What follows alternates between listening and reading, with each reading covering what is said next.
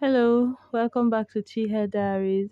In this video, we are going to make coily tips box braids, and I didn't use the boxes format. We made it round because I'm just tired of the boxes for now. So the back of her hair is recovering from a time it cut, and so the hair is quite shorter, so much shorter at the back.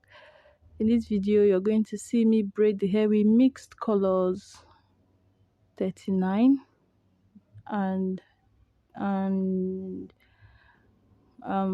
brown color color 33 of expression braiding hair, and I cut it into three because we want the hair to be kind of short when we are done. So I braided the hair past where her longest hair would be and knotted it.